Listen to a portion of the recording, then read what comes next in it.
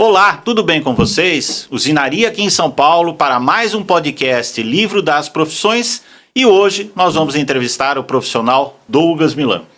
Tudo bem, Douglas? Tudo bem, é um prazer estar aqui para poder compartilhar um pouco aí da minha experiência com vocês, enfim, ser entrevistado aí pelo Paulo. Perfeito.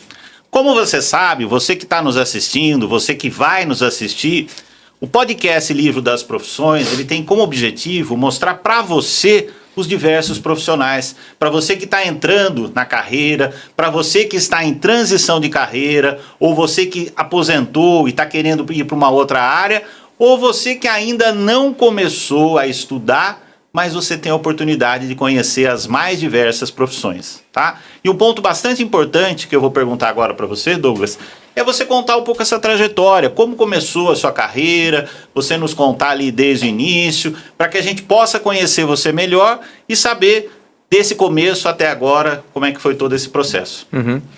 Bom, eu costumo falar que eu estudei, a minha formação acadêmica é administração de empresas e as pessoas falam muito, né? Quem fez administração não sabia o que queria, né? Não sabia o que gostaria de fazer, vou fazer administração.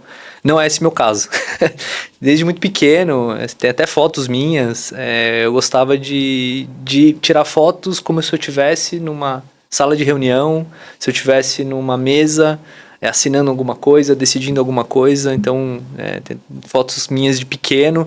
No meu aniversário eu gostava de colocar roupa social, então com 9, 10 anos, eu sempre quis ser empresário.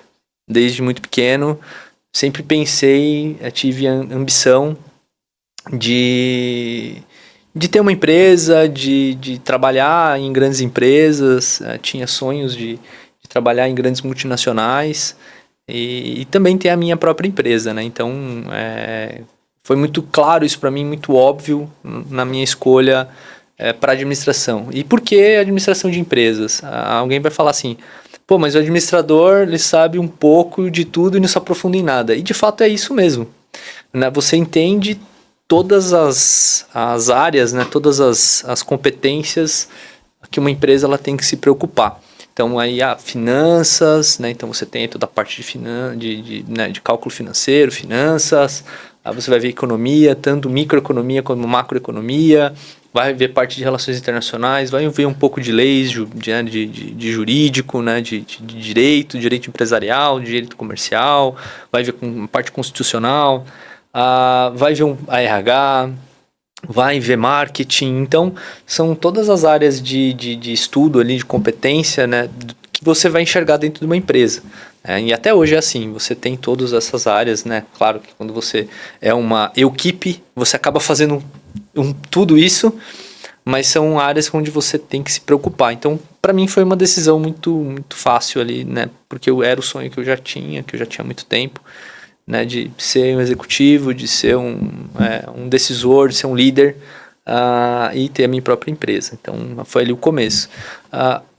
Logo depois, quando você entra na universidade, uma coisa que para mim foi muito determinante foram os estágios.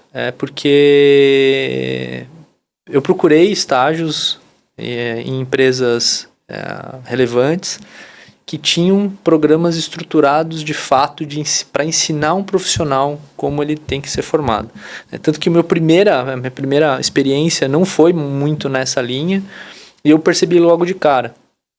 Então, não vou entrar em falar o nome da empresa para não expor nem nada. Sim. Mas logo na segunda, fiquei pouco tempo, fiquei 6, 7 meses, vi que assim, era mão de obra barata. Era para você, né? Era mão de obra barata. Eu era um profissional ali que era mais um, né? Era mais um. Sim.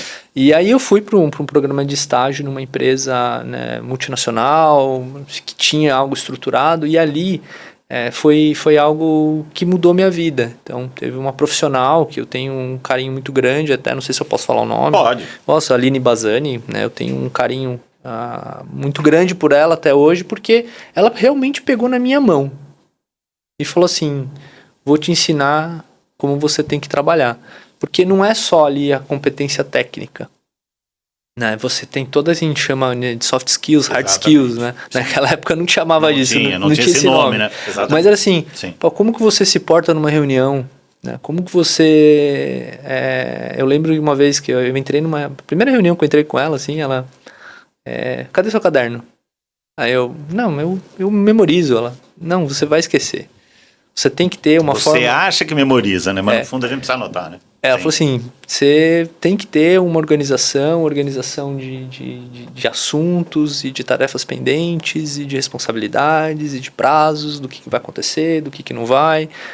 E aí isso se estende a tudo, foi, assim, a tudo que eu aprendi naquela trajetória. Fiquei nessa empresa por 1 ano e meio, né? Depois disso acabei saindo para fazer o intercâmbio. A gente até conversou um pouco antes aqui, a gente estava falando, foi nessa época.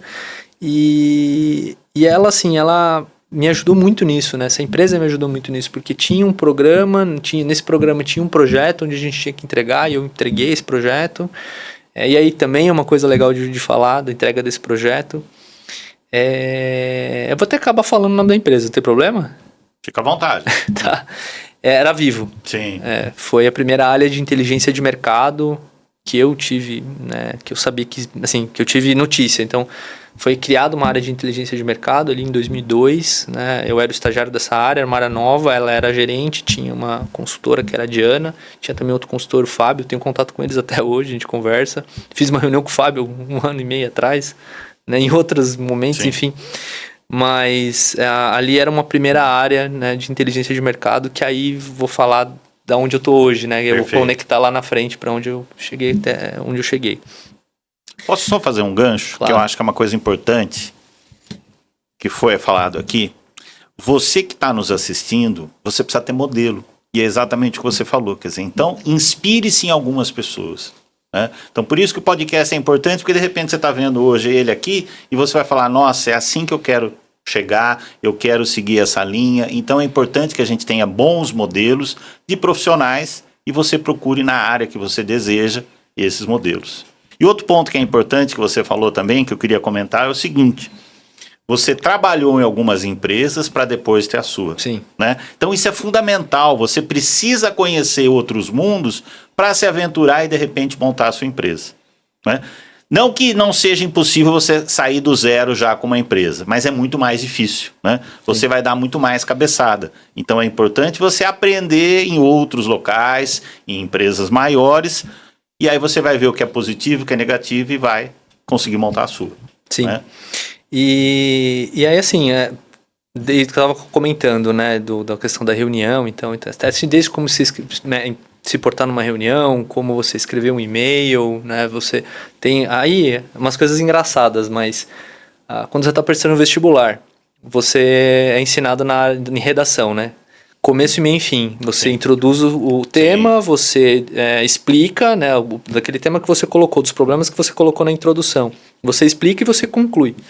Cara, a comunicação empresarial por e-mail, ela segue exatamente esse modelo. Então, mas por que eu estudo redação no ensino médio, né? Por que eu tenho que saber redação para entrar numa universidade, enfim, ter nota de redação no Enem?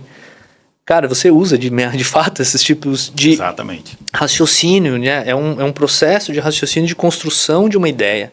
Então, isso, quando ela me falou sobre isso, eu já conectei naquela questão ali da redação. Putz, então, eu começo, eu introduzo, eu discorro, e concluo, né? Exato. Peço o que eu preciso, né? Aciono quem eu preciso e tal, e finalizo.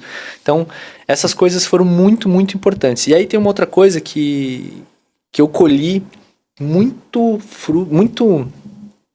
fruto por conta desse projeto lá nesse começo. Existia, em 2002, muitos aqui podem lembrar, né, os mais novos não vão ter essa experiência, mas antes da Vivo, eram né, tinham várias empresas de celular, tinha Telesp Celular, BCP, TIM, não sei o que lá, enfim, tinha um monte de empresa, e elas eram todas fragmentadas mesmo, por estado, as concessões, né? Eram por estado, então cada estado tinha uma quantidade de operadoras, você não tinha, sei lá, 4 operadoras que tem hoje no Brasil, que, né, você tem não, você tinha cada estado tinha as suas operadoras, né? E aí veio a Vivo, né, junto com a Telefônica Portugal Telecom, né, fizeram uma joint venture. Hoje é só a Telefônica, mas eles, né, adquiriram as operações e aí concentraram na Vivo. Acho que foi em 2000, 2001 que aconteceu isso. E aí eu cheguei lá em 2002. Pro mundo para fora parecia que era uma operadora só. Internamente eram várias operadoras. Então não existia uma consolidação de informações, assim, do básico que vocês podem imaginar. Não sabiam qual eram os planos, os da Vivo sim, mas eles não sabiam qual eram os planos e as tarifas de todas as operadoras que existiam no Brasil. Então, o projeto era esse, chamava Mapa Tarifário. Era mapear todas as operadoras, todos os planos, todas as tarifas, tudo que era cobrado, com todos os detalhes de todos os planos, ativos e inativos, das operadoras do Brasil. E a área de inteligência de mercado. Inteligência de mercado é você olhar, né, para fora. Né? Não olhava para dentro da empresa, você olhava para fora. Então, e esse era um projeto que eu tinha que fazer. E aí, para fazer esse projeto, né, uma das coisas que precisava muito era Excel. E em 2002, quase ninguém sabia Excel. Sim. Até hoje tem bastante gente que não sabe. Mas eu lembro que na faculdade, em 2001, um grande amigo meu, Otávio, hoje ele é um executivo de altíssimo padrão, né? Enfim, tá em Nova York, pra vocês terem uma ideia, né? Liderando uma empresa multinacional de lá.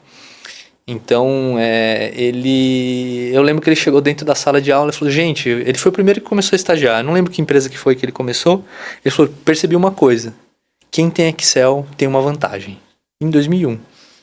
E aí, o que eu fiz? Eu não estava trabalhando na época, no primeiro ano da faculdade, né? Era à noite que eu estudava. Fui procurar cursos. E assim, você acha curso gratuito. Sim, naquela época tinha, hoje tem um monte. Exatamente. Tem uma infinidade de cursos gratuitos. Sim, eu fui fazer curso de Excel no CIE. Sim. E era presencial, né? Não existia essa modalidade de à distância na época. E isso me deu uma vantagem muito grande, porque aí quando eu fui participar dos programas de estágio ali, você conhece Excel, né? Pô, mas você tá no segundo ano, já conhece Excel. Tem o curso aqui, ó, tá aqui. E dentro da Vivo perceberam que eu tinha essa facilidade, eu gostava e tinha esse raciocínio lógico, né? Esse pensamento, né? De matemático, e investiram em mim. Investiram em cursos avançados, né, enfim. E isso foi determinante, porque a partir disso, desse conhecimento que eu adquiri lá, tanto de soft skill, hard skill, e também um projeto que era muito difícil, que já tinham tentado antes e não tinham me falado que ninguém tinha conseguido fazer. Não tinha dado certo, né? Sim. Eu, em 4, 5 meses, consegui montar. Eu montei uma planilha, né, enfim, onde tinham você consultava todos os planos tarifários de todas as operadoras que existiam no Brasil. Era enorme o negócio. Sim. E aí, depois disso, esse trabalho foi entregue para uma diretoria de planos. Sim. E aí, depois de alguns meses saíram os planos tarifários consolidados da Vivo para o Brasil. Então eu fiz parte disso. Desse processo. E depois disso, as pessoas que eu fiz ali conexões, todas as outras... aí eu fui estudar, né, fui para a Austrália fazer intercâmbio, aprender inglês, né, porque inglês também era outra vantagem competitiva que ainda é muito importante para ser um executivo de grande empresa, de multinacional. E quando eu voltei, pisei no Brasil. Um ano? Fiquei 6 meses. 6 meses. E quando eu voltei, as pessoas que eu trabalhei naquela época me convidaram para trabalhar nas empresas onde elas estavam. Sim. E foi uma consequência, assim, sempre que, né, eu queria sair ou receber alguma proposta, era de alguém que eu conheci naquela época, que depois me acompanhou nas outras empresas, sabia quem eu era. Então, assim, toda a trajetória, ela foi pautada nessas indicações, nesses bons trabalhos entregues, nessa boa relação que existia. Então, isso aí, você até comentou, né, das pessoas novas, o pessoal que está entrando no mercado de trabalho, não sabe o que fazer, que dicas que eu dou? Leve com seriedade tudo que você faz desde o começo, né, porque isso acaba ecoando por muito tempo. Então, assim, claro que não foram só coisas boas. Claro que tive, né, problemas, né, em outras empresas que não deram certo, momentos que eu não estava bem e as coisas não deram certo, mas isso ecoa esses bons trabalhos e foram, assim, de forma sucessiva.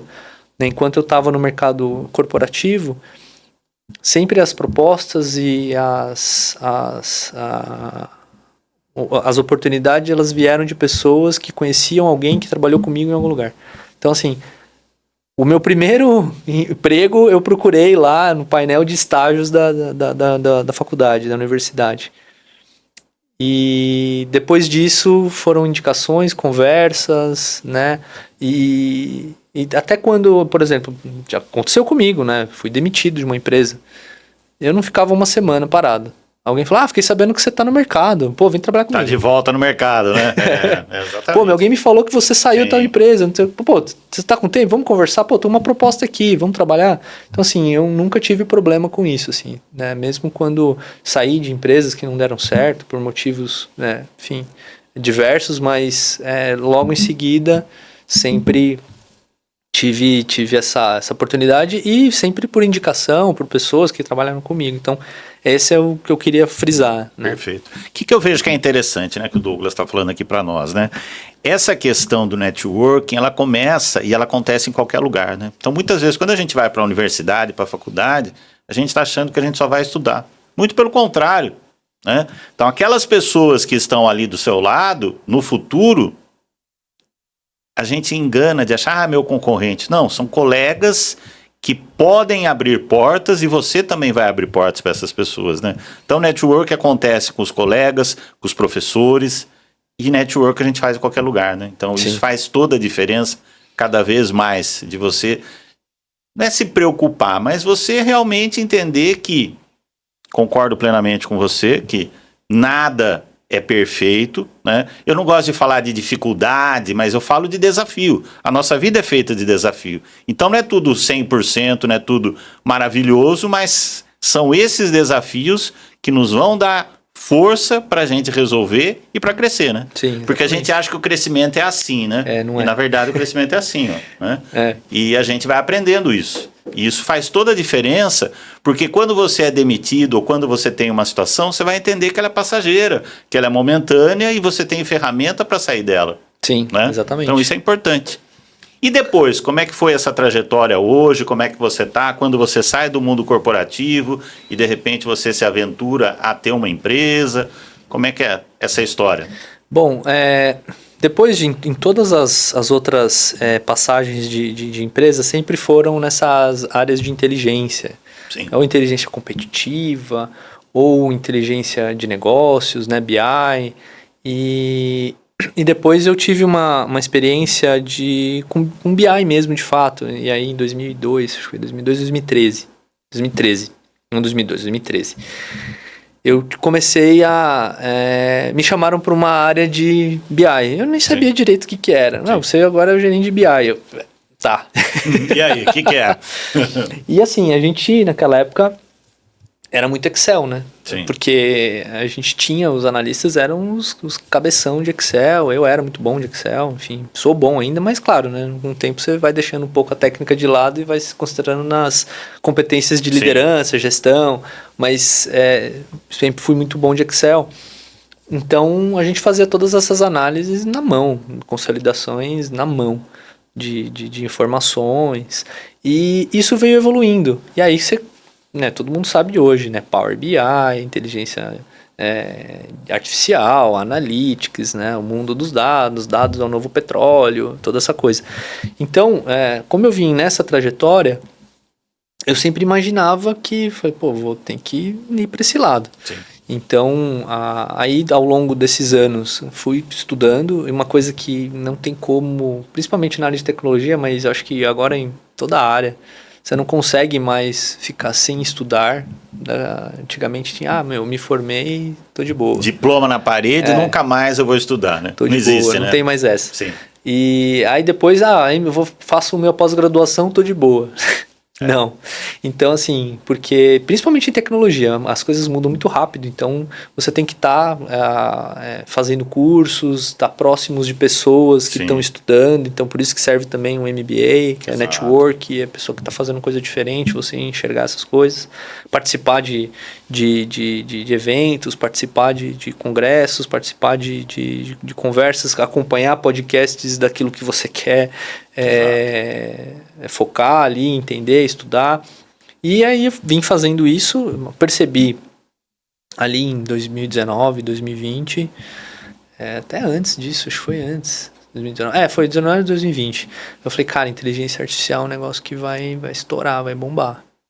Eu sempre fui muito bom dessa questão de enxergar tendência nas coisas. Sim. Tanto quando uma outra empresa que eu trabalhei... antecipar, né? Vamos dizer assim, né? Tanto que uma empresa que eu trabalhei, outra empresa que eu trabalhei, uma outra operadora de telefonia, de telecom, eu trabalhava numa área que olhava muito para... Era também inteligência de mercado e eu olhava, mas era internacional. Então eu acompanhava as operadoras, as maiores operadoras do mundo, que elas estavam fazendo. E participava de muito estudo, lia muito estudo. Então essa empresa ela tinha uma biblioteca de estudos, assim... Tudo que ela comprava de informações de grandes empresas de consultorias de inteligência, de estratégia, ela tinha um repositório disponível. Então, essa é uma empresa multinacional, então o que estava se discutindo na República Tcheca era tudo em inglês, né? Então, eu tinha o inglês. Então, isso facilita também muito na questão de adquirir conhecimento que está na frente. Aí, só um parênteses aqui. A gente... Quando você olha para o globo terrestre, acho que hoje muito você não... Claro, tem a questão das regiões, das distâncias, mas o que eu enxergo muito é uma diferença dessas regiões ao longo do tempo, né? Se você olha para a China, você vai ver... Hoje, por exemplo, assim, você chama um Uber, vai vir algum carro com um motorista. Sim. Não é comum a gente enxergar, vir um carro sem motorista aqui em São Paulo. Né? Exato. Mas se você for para Califórnia, se você for para Xangai, a cada 6, 7 carros, um vai vir sem motorista. Então, essas regiões, elas estão na frente do tempo em relação à tecnologia da gente. Então, você olhar para fora, isso também é muito bom em relação a antecipar tendências. Então, eu tinha muito acesso a isso. Então, eu sempre fui muito bom de antecipar tendências. Então, lá em 2020, né, eu falei, putz, inteligência artificial vai ser um negócio que vai fazer muita diferença. Eu vou estudar isso aí. Comecei a estudar isso, procurei um MBA para fazer, né, nesse caminho, porque eu não queria ser técnico. Eu não queria... e mexer de fato nos algoritmos fazer todas as... Mas eu queria entender como ela funcionava de forma ampla. Né? Por isso o MBA, né? Que é é voltado para gestão, é voltado para administração de negócios. Então, o MBA com foco em inteligência artificial. Então, você vai ter matérias relacionadas à administração, muitas delas coisas que eu já tinha visto, mas tem atualização também, né? Que fazia muito tempo que eu tinha me formado. Mas você tinha também a parte técnica de como usar. Claro que você vai entrar, colocar a mão na massa na parte técnica mesmo, vai mexer para você saber como funciona, mas é muito como você usa isso no meio, né, dos negócios, meio corporativo, enfim, como fazer daquilo tirar valor para empresas, enfim. E em 2022, eu já estava conversando com um amigo. Ele também é da área de tecnologia, Wellington, meu sócio, amigo, familiar também, mas antes de tudo é meu amigo. A gente é amigo mesmo, você fala, sabe aquele que você... Amigo irmão. Aquele que você fala assim, quando a gente é muito novo, a gente tem mania de achar que tem um monte de amigos. Né? Então você vai envelhecendo e você percebe que você tem alguos poucos. Sim. Né? Mas que valem muito, né? Então ele é um desses aí, né? Sim. Talvez o único aí, enfim, tem outros, né? Mas ele é um desses que realmente é uma pessoa muito importante para mim. Mas enfim, e aí a gente já vinha conversando. A gente podia fazer alguma coisa. Ele não é dessa mesma área que eu, mas é uma área complementar. A gente podia fazer alguma coisa, o mercado tá aí, o mercado pede isso. E a gente enxerga, e até hoje a gente enxerga até hoje, que tem muita empresa, principalmente médias empresas, que elas estão vendo toda essa movimentação de ChatGPT, DeepSeek, inteligência artificial, robô, Tesla, né, Starlink, Elon Musk, essas coisas todas e, cara, como é que eu encaixo nisso? Porque o mundo tá, acelerando para isso e eu não sei, não falo essa língua, não entendo, não sei o que isso tem impacto no meu negócio e aí a gente vê que tem bastante empresa que ainda não elas se atentam a isso, mas elas não têm uma ação ainda. E você começar isso do zero dentro de uma empresa é muito custoso. Sim. Porque você fala, não, beleza, eu vou contratar um analista e vou botar aquele analista lá na minha empresa lá e vou começar a fazer BI. Como a gente já teve alguns casos de clientes que a gente fez proposta e tentaram fazer isso, não deu certo e voltaram pra gente. Voltaram pra vocês. E falou, pô, me ajuda. Porque não é só, vou colocar um analista de BI lá, um cara que entende de Power BI, um cara que entende de SQL, né, de banco de dados, vou colocar lá e o cara vai fazer funcionar. Porque você tem diversas competências que você precisa, né, para você poder destravar e começar uma área disso, né? Então, tem questões de banco de dados, tem questões de integração e tem toda a parte de soft skills de você entender cenário, entender o que é importante, os indicadores, participar de questões mais estratégicas que não um simples analista, mas assim, uma andorinha não vai fazer o verão. Então fica muito caro para você começar uma área de inteligência dentro da sua empresa, porque você vai ter que ter alguém com soft skill, alguém com um perfil de planejamento, alguém com você vai ter que ter uma equipe, né? E aí fica muito caro. Exato, e você não necessariamente, principalmente no começo, ou pelo seu tamanho, uma equipe ela vai ter trabalho, inclusive, né? Às vezes você não tem quantidade de trabalho necessário para você alocar, né, para todos esses profissionais. E foi aí que a gente montou a nossa empresa. Porque a gente fala que somos fim a fim. A gente olha tanto a parte de infraestrutura como a questão também da inteligência artificial, né? Então, eu costumo ter um slide onde eu falo da apresentação comercial da empresa, onde eu falo da maturidade. Você tem ali os steps para você chegar lá na inteligência artificial. Você sabe os seus indicadores ali, você controla, você armazena de forma correta, ou armazena todos os dados que você gera na sua empresa. Se você armazena de forma estruturada, eles estão, de certa forma, você consegue cruzar essas informações, né? Enfim, tem todas as técnicas aí de questões, né, de tecnologia. Depois disso, você já tem uma estrutura de análise por trás que permite você conectar um Power BI de forma automática. Você já tem rotinas de visualização de indicadores dentro da sua empresa, para onde você tem pessoas que são responsáveis por esses indicadores. E aí você vai num caminho até onde você chega nessa maturidade, onde você usa, de fato, machine learning, usa, enfim, as técnicas para você tirar informações, tirar insights e tal. Mas você enxerga empresas que elas estão muito lá no início dessa caminhada, que elas não têm nem, por exemplo, a parte de infraestrutura de rede dos seus computadores ou do seu escritório, das lojas. Ou, enfim, que é o básico do básico. Elas não têm isso, mas elas estão preocupadas. Então aí a gente vem, né, a empresa vem fazendo todo esse caminho, né? Tem uma equipe de infraestrutura, de Service Desk, tem uma equipe que vai olhar a parte de segurança da informação, governança de dados, e aí vem, né, bancos de dados, a construção dessa estrutura analítica, definição desses indicadores, definição disso, construção dos painéis, automatização, quem recebe o quê, alertas de informações, até chegar realmente a usar algoritmos. Para você usar os algoritmos, você tem que ter muita clareza do que você quer, os dados têm que ter qualidade, então não adianta você colocar um algoritmo sobre dados ruins que você vai ter uma decisão ruim.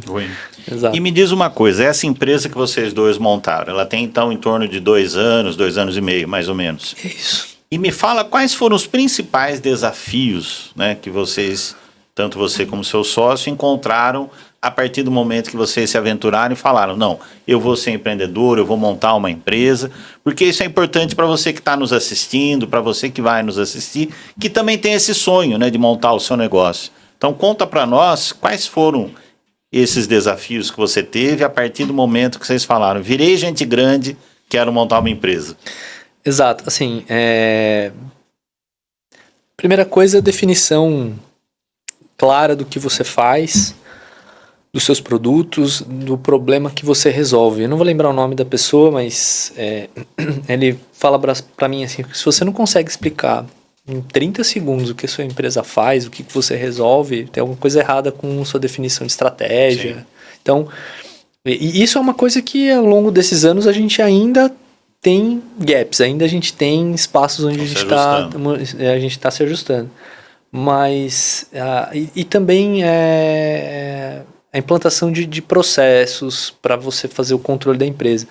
Porque quando você está numa multinacional, né, esses processos eles já estão definidos, isso já está muito claro. Claros, né? Você entra com, né, o bonde andando ali e vai fazendo a mesma coisa. Mas você criar eles, né, os processos de discussão de financeiro, de como que você vai controlar isso, de como que você vai se reportar, né, no caso para o meu sócio, e isso é um desafio. Isso foi e ainda é um desafio para a gente. Então, a gente, por mais que tenha 2 anos e meio, é uma construção de melhoria contínua. Eu sempre penso também tirar essa pressão também da perfeição. Muitas vezes a gente acaba, não, mas lá eu tava naquela empresa e fazia desse jeito, tá? Calma, peraí, você é uma outra realidade, é um outro momento. Exato, né? Você tá querendo correr e nem engatinhou. Então começa a engatinhar primeiro. Então assim, começa a fazer o básico, né, das definições primeiro, dos processos primeiro. Então isso foi um desafio. Pessoas, é sempre um grande desafio. Eu gosto muito de gente, né? Tem gente que fala que não gosta, tá? Mas eu sou apaixonado por pessoas, gosto das pessoas, gosto de ajudar pessoas, de ensinar. Mas é um desafio. Até porque a gente enxerga algumas mudanças geracionais, onde alguns valores que eu já enxergo que a minha geração tem, que essas novas gerações já não têm, mudanças de formas de trabalho, de enxergar o mundo, enxergar questões de ambição, de modelo, como você falou. Sim. Né? Em quem você está se espelhando, no que você está se espelhando. Porque assim, não é nem só em quem, mas no que. Exato. Porque todo mundo está cansado aqui de ouvir que o Instagram, né, o TikTok, isso aí vai mostrar uma realidade que muitas vezes, para não falar todas as vezes, ela não existe. Então você está se colocando num modelo que não existe. Então, se comparando com algo que não existe, isso causa algumas distorções aí de visão de mundo e também dessa questão dos modelos. Então essa questão geracional é um problema, porque eu enxergo que é difícil de você encontrar hoje pessoas que de fato elas estão engajadas, e não é engajadas no meu negócio, engajadas nelas. Porque assim, a minha empresa hoje, ela pode ser uma oportunidade de aprendizado, de network, sim, de crescimento, inclusive financeiro para alguém. Assim, as pessoas podem enxergar uma empresa, pode ser a minha, pode ser outras, de uma forma empreendedora, como ela, sim, como o empreendimento, né? Ela, pessoa, como empreendimento, né? O que eu vou precisar, quais conexões que eu vou fazer e tal. Para depois, de repente, você ter a hora que você quiser abrir sua própria empresa, você ter isso muito claro para você expandir, né? Para um negócio. Mas esses atributos para um negócio. Mas tá difícil de enxergar, de encontrar essas pessoas. Que eu enxergo, é isso que você comentou, Paulo, a galera tá muito perdida. Eu acho que falta ambição de vida, falta propósito de vida, tá? Assim, não tô falando que todo mundo tem que ser empresário, todo mundo tem que ter não sei quantos funcionários, não é isso. Mas eu enxergo que as pessoas, elas estão com um horizonte muito curto, sabe? Elas estão com uma perspectiva do final de semana, do rolezinho, né, as coisas estão muito, muito efêmeras, muito, muito fugazes. E isso reflete também no trabalho ali, nas pessoas, no profissional. porque é muito... Não tem uma construção, sabe, de carreira, né? Não tem atingir objetivos naquele lugar onde você tá, de você chegar e... Eu vou dar uma parte aí, Douglas. O que eu sinto, né? Que a gente saiu de um extremo e está indo para outro. Em que sentido? Antigamente, uma pessoa para uma empresa, ela trabalhava 30 anos naquela empresa e se aposentava ali. Depois, nós vivenciamos a pessoa ficar alguns anos. Hoje, muitas vezes, o jovem, ele fica meses numa empresa. Né? Então, essa coisa de imediatismo, quer dizer, o primeiro situação que tem, o primeiro problema que tem, fala, não, isso aqui não é para mim. Então, é o período que realmente está ficando muito curto, né? E são situações que a gente precisa saber lidar. E é o que eu falo, desafio a gente vai ter em todo lugar. Então, assim, vai ter o chefe chato, vai ter o chefe que não está preparado, não tem competência, mas ele que está lá ali no lugar.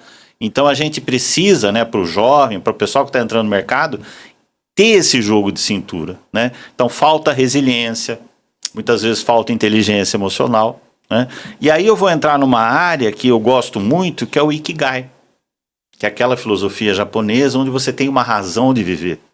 A profissão as pessoas estão escolhendo muitas vezes pensando só no dinheiro. Sim. Né? E o dinheiro é uma consequência do trabalho. Sim. E isso eu falo porque eu faço o que eu gosto. E na conversa inicial que eu tive há um tempo atrás com o Douglas e hoje também, fica muito claro o quê? Seu olho brilha, você gosta do que você faz porque você tem prazer, né? E aí o dinheiro vai ser uma consequência. Exatamente. Então eu vejo que é isso que a gente precisa recuperar nessa moçada que está chegando, escolha a profissão que brilha o seu olho. E por isso que o podcast está aqui. O podcast Livro das Profissões é exatamente para mostrar para você que existem profissionais nas mais diversas áreas que fazem o que gostam.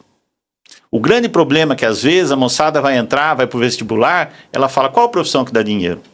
E aí eu vou falar para você, todas dão, como todas podem não dar.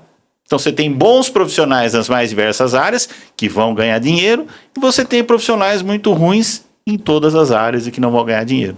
Mas muitas vezes o jovem está indo para a universidade, para a faculdade pensando assim, vou escolher tal profissão porque eu vou ganhar dinheiro. Então acho que é isso, né? O grande problema que a gente tem hoje eu quero algo muito imediato e eu escolho algo não por prazer, porque eu gosto, mas porque alguém falou que aquilo vai dar dinheiro. Sim, exatamente.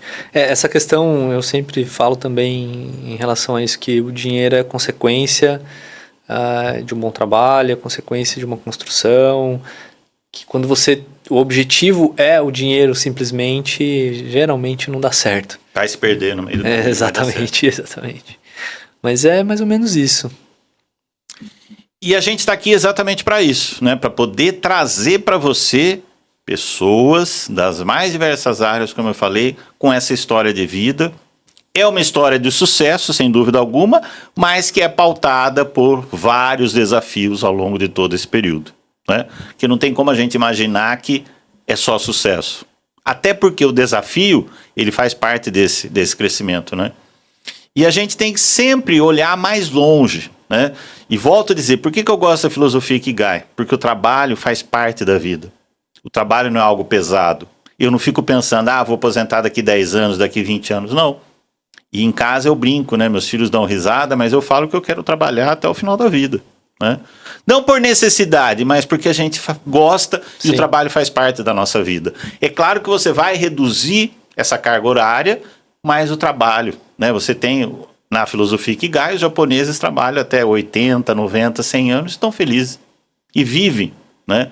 Agora aqui no Brasil a gente sempre fica contando, faltam tantos anos para eu aposentar, a pessoa aposenta e não faz mais nada. Então o trabalho ele tem que fazer parte da nossa vida, assim como as outras coisas que a gente faz, né? Isso é uma coisa muito importante, porque eu também falo isso, que eu não imagino parando de trabalhar. Claro, você reduz, você trabalha de forma diferente, você vai colocar seu tempo em outras coisas de forma, enfim, diferente. Tem fases na vida onde você tem que acelerar, onde você tem que trabalhar muito, outras fases onde você, enfim, faz de outra forma. Mas essa questão do propósito é muito importante. Então, a gente estava até conversando aqui, mas eu tenho um propósito muito claro, né, do que eu quero. E uma coisa também que aí ao longo desse tempo a gente até conversou, né, ontem até, e que eu acho que o que mais eu me orgulho de tudo isso, né? A gente tá falando desde 2002 que eu entrei no mercado de trabalho até hoje, são 23 anos. E se eu olho para trás e falo assim, o que me orgulhei de fazer? De ter pessoas que eu, de alguma forma, influenciei, ajudei. Então, tem diversos casos. E aí, algumas pessoas até já me procuraram mesmo e me falaram isso. Cara, se você não tivesse me falado aquilo naquele momento, não ia estar onde eu tô hoje. Então, posso citar alguns exemplos, né, de pessoas que ao longo desse caminho mudaram, né, assim, tiveram sucesso e tiveram, né, enfim, hoje estão em posições de liderança, em posições que, enfim, e que de alguma forma eu fiz diferença. Então, isso é uma das coisas que mais me orgulho, assim, de olhar para trás. Não é projetos entregues, não é negócios feitos, não é nada disso. Mas são pessoas. Então, quando eu falo de propósito, o meu propósito é nessa linha. Ter uma empresa, eu não tenho limite para o tamanho que eu quero que ela chegue, eu quero que ela seja uma empresa gigante, multinacional, eu não limito os meus sonhos, nunca limitei. Perfeito. Sim. Se sonhar pequeno, sonhar grande dá o mesmo trabalho. Então vamos sonhar grande, né? Um sonho grande mesmo, um sonho bem grande. Mas não é para ficar milionário, não é para nada disso, mas é para ter um impacto na sociedade, nas pessoas que trabalham comigo, para poder ter recursos, para poder ajudar pessoas, para poder ser alguma empresa que realmente faz diferença para a sociedade, para mudar alguma coisa. Então, esse é o propósito. Além dos propósitos de missão, valores da empresa em relação ao trabalho dela em si. Mas por trás é esse o meu propósito de vida. Ótimo. Infelizmente a gente está chegando no final, né? Esse bate-papo ele é tão gostoso, ele flui, né? Tão assim que a gente nem percebe, né? Mas de antemão já quero te convidar para um outro momento, porque essa história não termina aqui, né? O Douglas tem muita coisa para contar, né? Então que ele volte para falar sobre todo esse processo novamente com a gente, porque isso é fundamental para você que está entrando no mercado, para você que está em transição de carreira, para você que quer começar uma nova profissão, tá? E para a gente finalizar, o que eu gostaria de te pedir é, para você que está entrando no mercado, né? Qual o recado que você daria, Douglas, para essa pessoa que está hoje nos assistindo e fala, eu estou indo para o mercado, o que você precisa ter? Bom, primeiro o que eu falei, ter essa consciência do estudo a longo prazo, o lifetime learning, meu antigo diretor falava isso, uma pessoa também que eu gosto muito. E determinar o seu propósito, às vezes é difícil no começo. E outra coisa também, resiliência. Como você falou, o caminho não é assim, o caminho é acidentado, às vezes você vai para baixo mesmo, depois você volta. Para ganhar fôlego, né? Exato.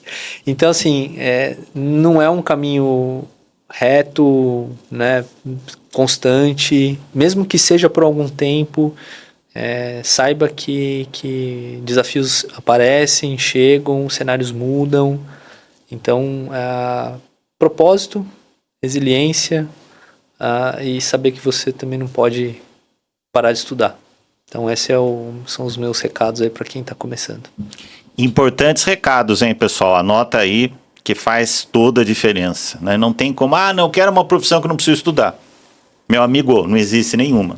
Tá? Nem as profissões que não são de nível superior, que são nível técnico e tudo mais, a pessoa vai ter que estudar a vida inteira também, não é verdade? Sim. Então qualquer profissão que você escolha, vai ter que estudar, porque isso vai fazer diferença. Então mais uma vez agradecer a presença do Douglas, já deixar convidado, né, para uma próxima, e encerramos aqui mais um podcast, Livro das Profissões, aqui pela Usinaria, e hoje novamente aqui na cidade de São Paulo. Grande abraço a todos e até uma próxima oportunidade. E aí, gostou do vídeo? Então aproveita para curtir, comente aqui embaixo, se inscreva no canal, ative as notificações e compartilha. E aqui ao lado você pode acessar outros vídeos que você também pode gostar.